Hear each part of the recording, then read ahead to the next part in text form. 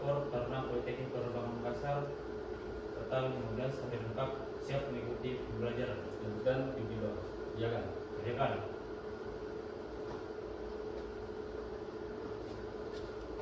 Mengawali pembelajaran hari ini sudah mulai.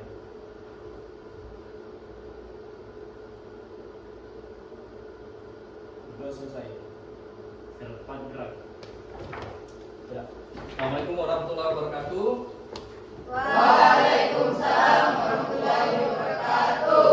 Posisinya silahkan menyebar deh sambil mencatat apa yang akan saya jelaskan terkait materi hari ini. Jadi ini adalah pertemuan ke-15 untuk teori. Selanjutnya kita akan memasuki pembelajaran praktek aerodrome control procedure. Nah, sekarang saya akan menjelaskan terkait alat bantu yang digunakan oleh petugas aerodrome control tower, yaitu flight progress strip yang sudah saya bagikan seperti ini. Flight progress strip yang kita gunakan nanti ada 3 warna, ada yang warna biru, ada yang warna kuning, dan ada yang warna putih. Nah, yang warna biru ini atau hijau ini untuk pesawat departure atau pesawat yang akan berangkat. Yang kuning adalah pesawat arrival, pesawat yang akan landing di tempat kita. Nah, sementara yang kuning ini pesawat yang overflying atau local flight. Overflying itu terbang di atas bandara kita tanpa dia landing dan take off di tempat kita. Atau dia local flight. Local flight itu maksudnya pesawat yang mungkin latihan di tempat kita, seperti di bandara-bandara latihan gitu. Ada siswa-siswa pilot itu dia take off, landing, touch and go di tempat kita, itu namanya pesawat local flight. Oke, yang pertama ini terkait pengisian flight progress strip untuk pesawat yang departure. Di lampiran yang di modul yang sudah ada itu, di situ ada tabelnya itu kurang lebih seperti ini. Ini untuk pesawat departure. Nah, ada kolom-kolom di situ. Nah, kolom-kolom itulah yang kemudian nanti diisi oleh adik-adik sekalian ketika melaksanakan praktikum. Yang pertama, kolom A. Kolom A itu adalah ETD. ETD itu adalah estimate time departure. Nah, coba maksudnya apa? Estimate time departure. Ada yang bisa jawab? Estimasi waktunya, Pak. Estimasi waktu untuk Berangkat. estimasi waktu untuk berangkat. Jadi perkiraan berangkatnya dia kapan? Misalnya di sini diisinya, misalnya diisi 0615. Berarti perkiraan dia take off itu jam 6:15 menit. Nah, untuk yang departure ini blank, ini nggak usah diisi. Yang B ini, yang B tidak usah diisi. Di sini ada yang C ya, C ini adalah intended cruising level. Maksudnya adalah ketinggian yang akan digunakan oleh si pesawat yang mau take off itu. Ketinggian pesawatnya bisa 10.000 sampai dengan bisa 34.000, tergantung dari pesawat itu yang tergantung dari request pilotnya. Jadi bisa dari ketinggian 10.000 sampai dengan ketinggian 34.000. Kalau dia di sini ketinggian 34.000, cukup kita tulis flight level 340. Ini berarti ketinggian 34.000. Atau kalau dia cuma 10.000, tulisannya altitude 100, berarti ini ketinggian 10.000. Oke, ini yang G. Yang G ini adalah di sini kayaknya harusnya ada ini lagi. Ada satu kotak lagi ya. Nah, berarti ini saya hapus.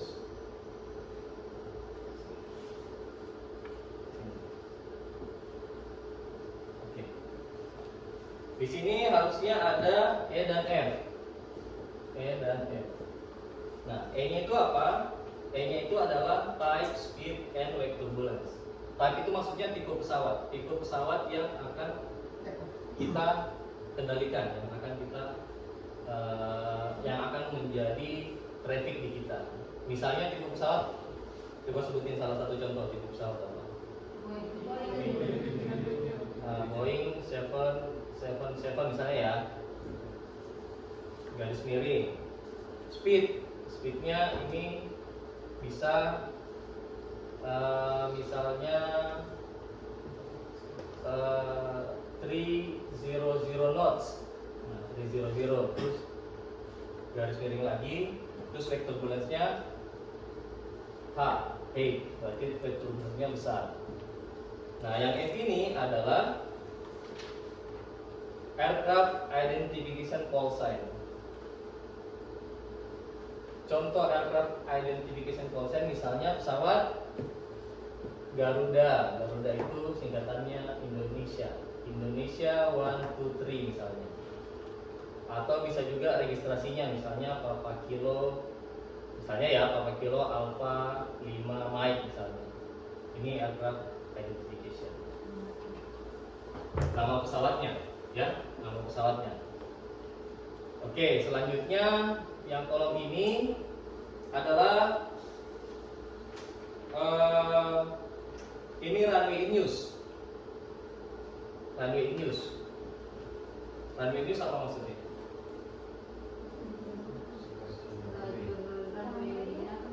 Nah, runway news berarti runway yang digunakan. Kalau di sini kita ada 3 runway. Ada runway 34 left, ada runway 34 right, sama runway 0725. 34 left itu pasangannya 16 right, 34 right itu pasangannya 34 right pasangannya 16 left. Jadi runway newsnya misalnya 34 left, 34 left. Runway news. Terus yang H ini, yang di sini, yang H ini adalah type of start engine atau pushback. Jadi nanti ketika mulai praktek, si yang jadi controller akan berkomunikasi dengan yang menjadi pilot. Nah, pilot ketika dia pertama kali kontak, pertama kali menyampaikan informasi ke controller untuk meminta start engine. Nah, di sini waktunya dituliskan.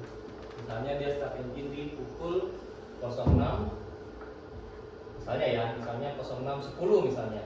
Terus 06.10. Kalau dia request start engine sekalian pushback, berarti ini nggak usah dikasih garis miring. Tapi kalau dia start engine duluan, terus pushbacknya belakangan, nanti ketika dia minta request pushback, nah baru nanti dikasih waktu lagi, misalnya pushbacknya 06.12 misalnya. Tuh ya. Nah, kalau start engine berarti posisinya pesawatnya di tempat, tapi ketika dia pushback berarti posisinya mundur. Kalau dia pesawatnya mundur ke sini berarti dia mundurnya ke sini. Kalau pesawatnya di sana berarti dia mundurnya begini. Ini saya pindahkan dulu.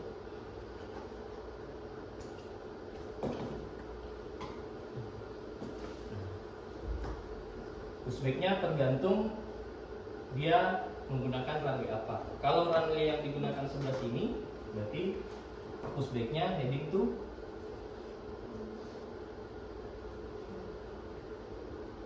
ini west east, berarti ini south sama north. Berarti headingnya south. Kalau di sana berarti heading north. Atau bisa juga pushback heading to runway, sebutin runway-nya, runway 34 right atau 34 left, atau di sana runway 16 right atau 16 left.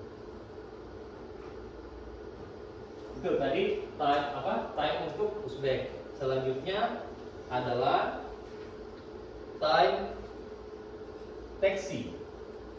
Apa maksudnya time taxi? Time taxi tahu nggak maksudnya apa? Time taxi itu maksudnya pesawat mulai jalan. Kan namanya ini taxiway toh? Ini kan namanya taxiway. Jadi time taxi itu maksudnya time pesawat mulai jalan. Jadi ketika dia request taxi clearance, nah, langsung ditulis di sini. Jamnya misalnya 06.15 misalnya.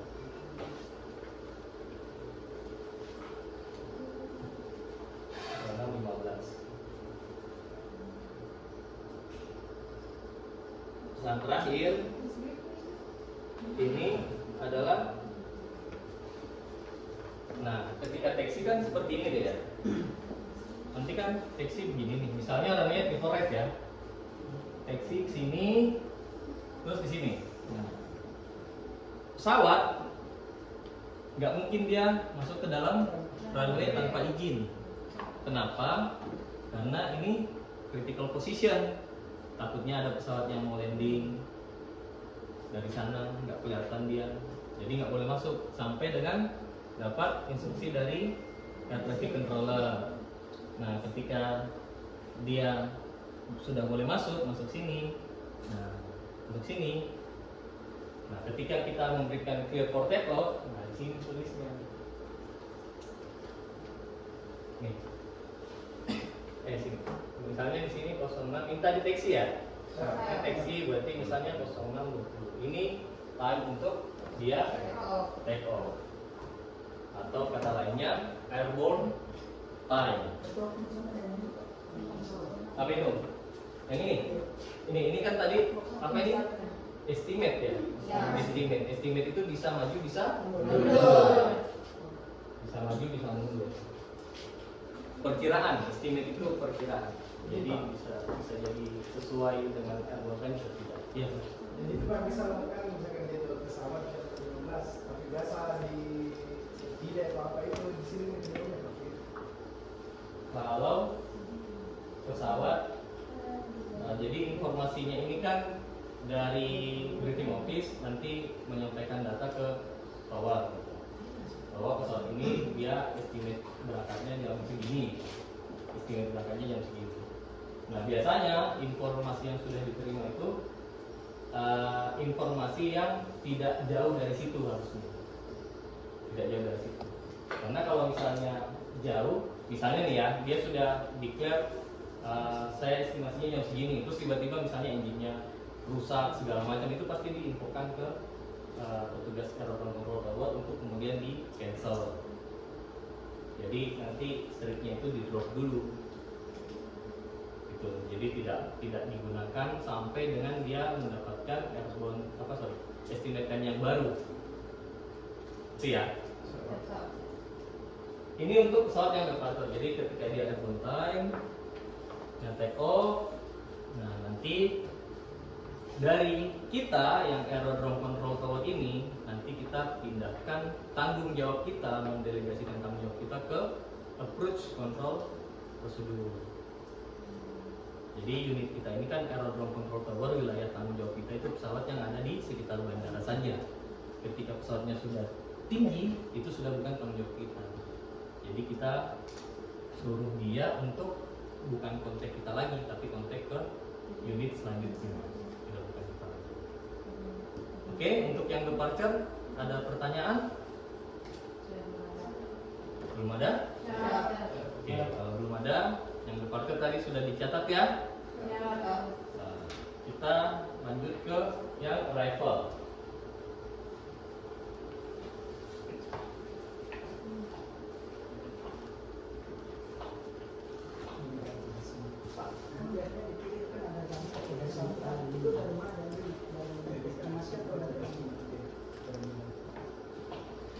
Iya, dari estimasi.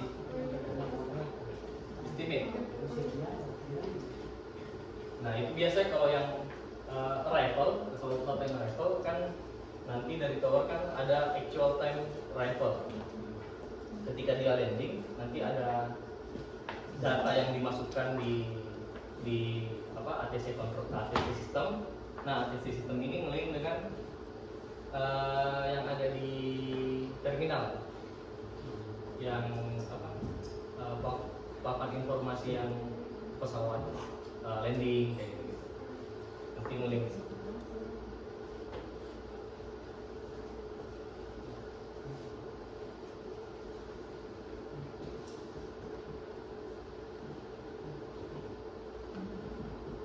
Oke, selanjutnya kita bahas untuk pesawat yang arrival atau yang datang. Ini pakai stripnya strip yang warna kuning.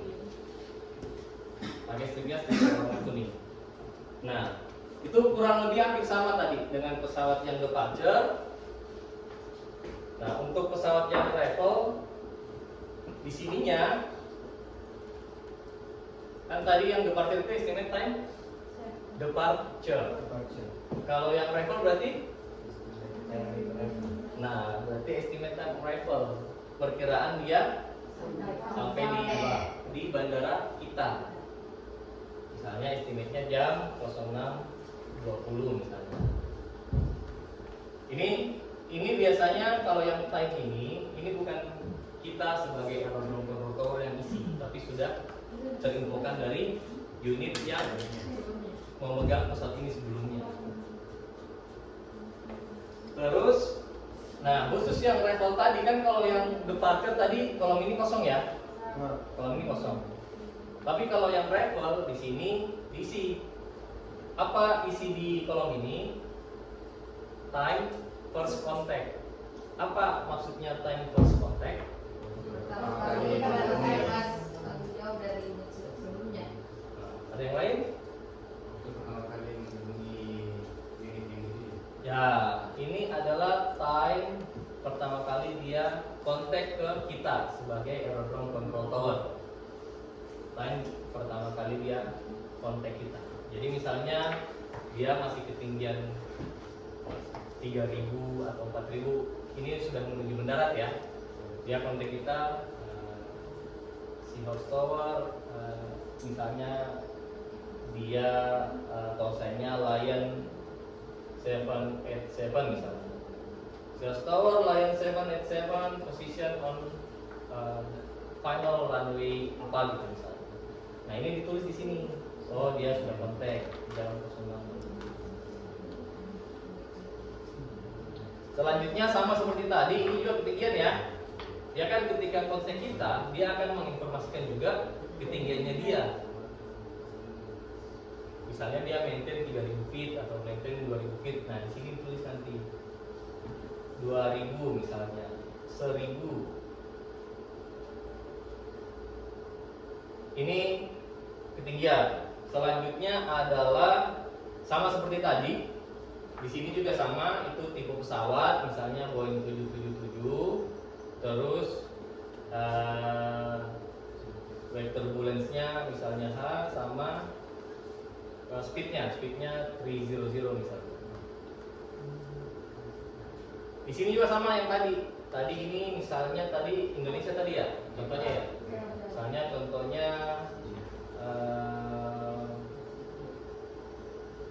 Lion lah ya. Lion misalnya Lion 787 tadi.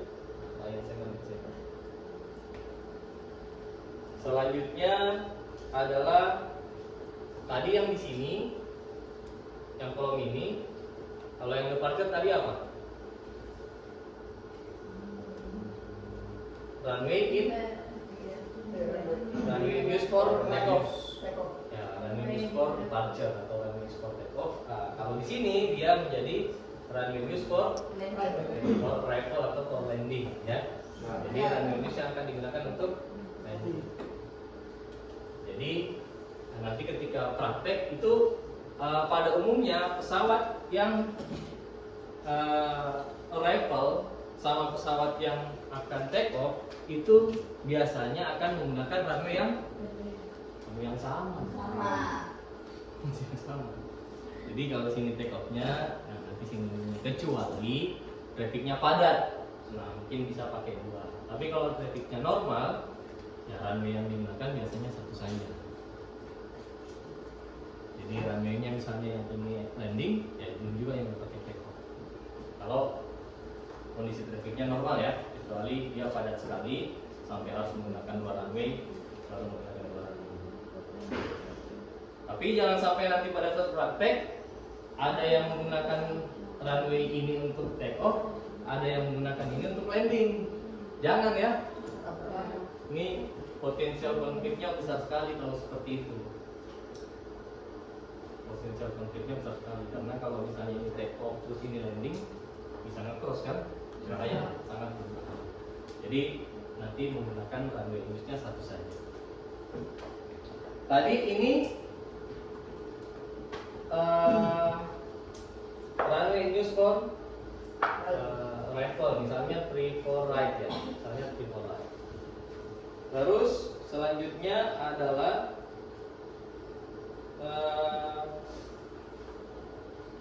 yang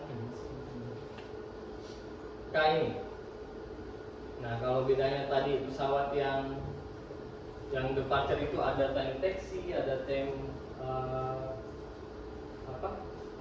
start engine, ada time for pushback. Nah, kalau yang rifle itu cuma time ini saja, time actual time departure. Actual time departure itu maksudnya bagaimana? Actual time arrival, sorry. Maksudnya apa? Waktu tiba. Ya? Waktu tiba. Ya, jadi waktu pertama kali pesawatnya touch runway. Touch di menit keberapa langsung ditulis oh dia landingnya jam sekian. Misalnya di sini 06.21 misalnya. Nah, jadi ini cuma menjadi perkiraan saja. Bisa jadi landingnya di 06.19, bisa jadi 21. Kenapa bisa begitu? Karena bisa saja di udara itu ada potensial konflik juga. Misalnya, kamu pegang misalnya. Nah, ini pesawatnya di final nih. Terus ini di belakangnya pesawat, dia juga mau landing juga. Jadi kan rutenya kan ini namanya downwind. Terus ini namanya ketika dia belok, ini namanya baselag. Terus ini namanya final. Misalnya pesawatnya di final nih. Nah, ini ada pesawat yang di downwind. Kalian ketika jadi controller melihat pesawat yang berdekatan, tidak cukup kalian memberikan informasi, tidak cukup. Tapi kalian harus memberikan instruksi. Jangan cuma bilang pesawat A itu ada pesawat itu ya, kamu tolong lambatin speednya. Jadi jangan cuma sekedar memberikan informasi, tapi berikan instruksi. Instruksinya apa? Bisa extend downwind atau bisa orbit to the left. Jadi pesawatnya muter.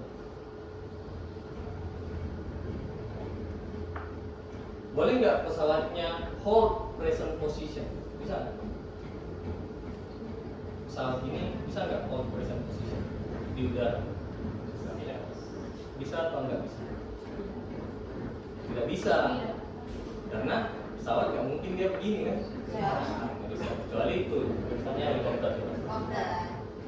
Coba helikopter. Nah, kecuali helikopter bisa hold present position atau hovering berarti dia tidak berpindah, dia diam.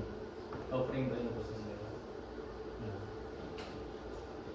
itu yang menyebabkan bisa saja antara pesawat yang tadi estimate time arrival sama actual time arrivalnya bisa beda karena ya mungkin ada yang konflik seperti ini, jadi dia diberikan instruksi untuk landing. Kalian ikutin nggak berita yang ada helikopter ditabrak di Amerika di awal Januari kemarin? Siapa? posisinya kan begini ya. Jadi ada helikopter yang ngecross final runway. Terus ada pesawat yang mau landing, posisinya di final juga. Nah, makanya di sini saya bilang tadi, kalau kalian menjadi personil aerodrome control tower, itu tidak cukup hanya dengan memberikan informasi. Nah, kalau kalian nanti coba lihat ininya, rekamannya, itu memang terdengar pesawat yang akan landing ini diberikan informasi, atau dalam bahasa kita disebut traffic information. Diberikan traffic information bahwa hati-hati, ada pesawat, ada helikopter yang akan cross ini. Nah, posisinya ini nggak diberikan instruksi, ini juga nggak diberikan instruksi, cuma diberikan informasi. Akhirnya ini maju, ini juga maju. Akhirnya dia breakdown of separation, dia tabrakan di udara. Nah, itu makanya kalau sebagai aerodrome control tower tidak cukup hanya memberikan informasi, tapi berikan instruksi. Apa instruksinya? Ketika kalian menganggap, ini separasi itu berarti jarak antar pesawat tidak cukup, maka harus diberikan instruksi. Oke, ini tadi yang rifle. Ini yang rifle sudah. Ada pertanyaan terkait penggunaan flight progressive untuk pesawat yang rifle? Ini Pak. Ya. Kan yang Bapak jelaskan tadi kan misalnya ada pesawat yang mau departure ataupun arrival, itu yang ditaruh di kolom ketiga kan ada kode penerbangan Pak. Itu yang Bapak taruhkan semacam layang tadi pakai LN. Apakah sebenarnya seperti itu atau seperti yang ada di bandara, seperti layang itu kan kodenya JT, terus Garuda itu GA dan semacamnya Pak. Ya, jadi sudah ada standar penulisan untuk pesawat yang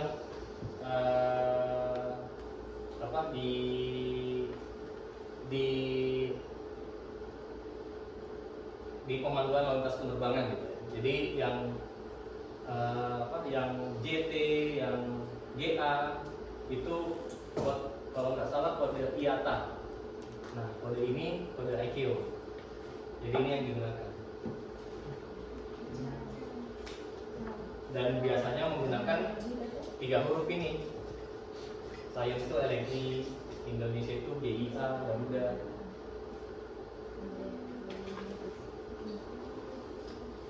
Oke, ada lagi? Izin Pak. Ya.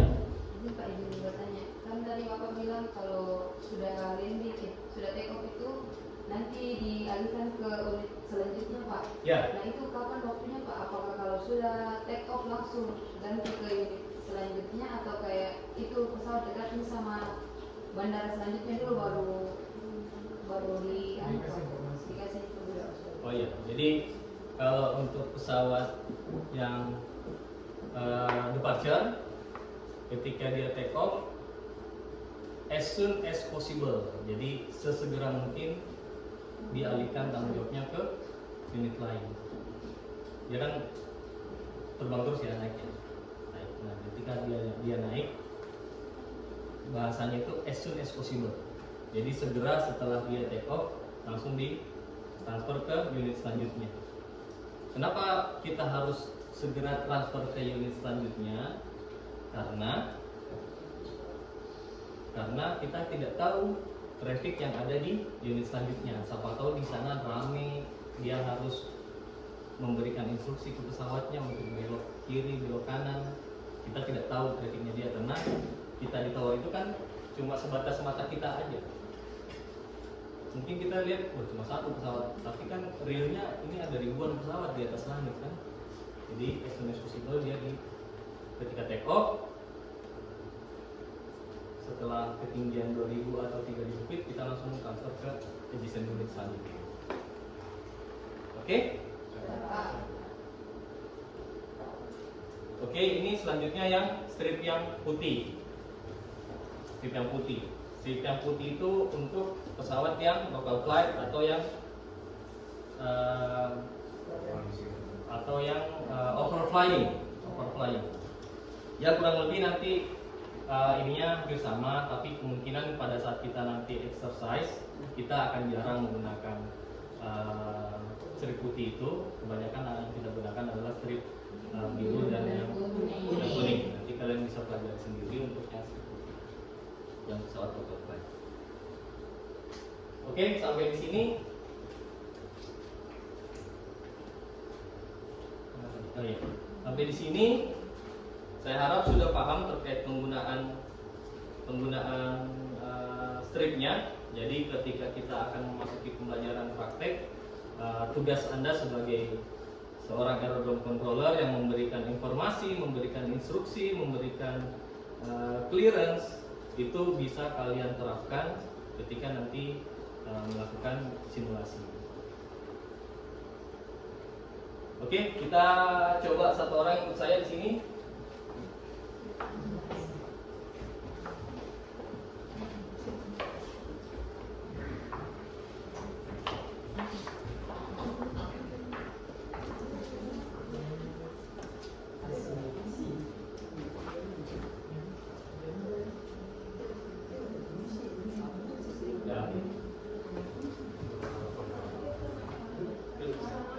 Nah, ini nanti yang jadi controller nanti bisa duduk di sini.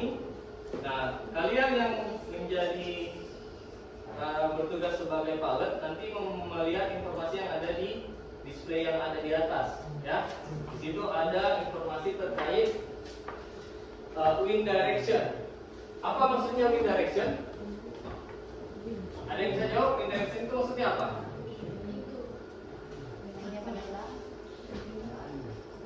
Wind direction itu maksudnya apa? Wind direction itu arah angin. Wind direction itu arah angin. Jadi kalau runway anginnya 340 degrees, berarti runway yang digunakan berarti runway 34. Kalau windnya 350 degrees atau 330 degrees itu kan masih dekat dengan 340, jadi masih tetap menggunakan runway 34. Tapi kalau wind directionnya misalnya 150 atau 170, ya runway yang digunakan adalah runway 16. Left atau right itu terserah dari aerodrome control towernya nanti, terserah mau pilih runway yang mana yang memudahkan sesuai dengan traffic yang datang. Oke, traffic di sana berarti kalau di situ surface windnya 340 degrees, runway newsnya runway berapa sih? Kebaca nggak? Yang di atas. Runway 3 left. Runway 4 left. Runway 4 left yang mana? Yang itu. Oke. Berarti runway yang akan digunakan untuk pesawat departure dan travel semuanya runway 4 left. Jadi kalau ada pesawat yang mau berangkat dia posisinya dari sini, maka dia harus menuju ke runway 34 left, melewati cross runway 34 left ini. Sana, coba jalan dulu. Ke sana terus sampai ke sana. Lanjut lagi.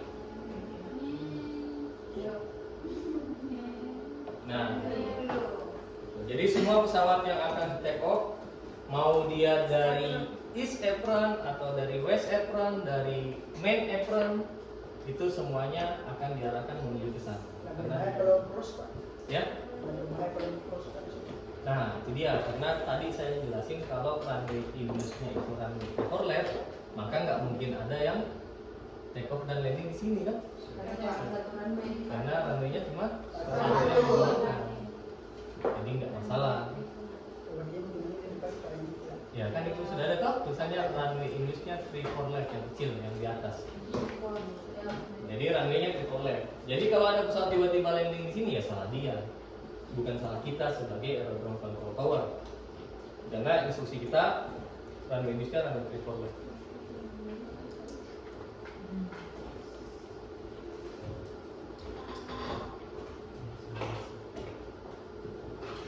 Nah, di sini nanti yang jadi controller nanti di sini akan memberikan instruksi ke teman-temannya yang mau jadi pilot di sebelah menggunakan radio.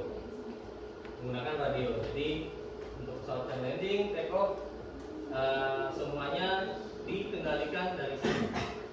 Komunikasinya dari sini.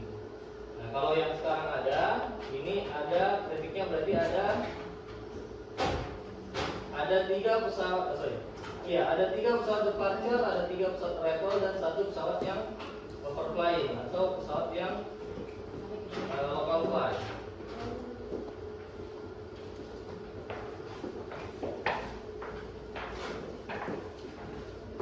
Tapi nanti kalau kita mulai praktek, kita akan hanya exercise 1 itu kita cuma melakukan praktek untuk pesawat departure saja.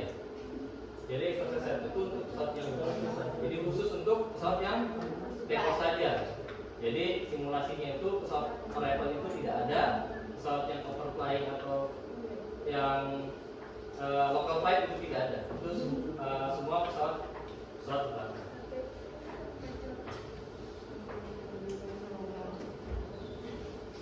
Jadi nanti di sini informasi terkait waktunya tadi, kelihatan ya waktunya deh ya. Kelihatan itu tadi yang saya bilang ketika pesawat kontak jam berapa, ya waktunya di sini langsung ditulis. Jamnya jam berapa. Di sini nanti bisa diatur setiap siswa yang praktek itu akan menggunakan runway bisa sama, bisa berbeda. Tergantung dari instruktur yang akan memberikan arahannya sesuai dengan arahannya. Nah, untuk exercise 1 sampai dengan nanti exercise ke depan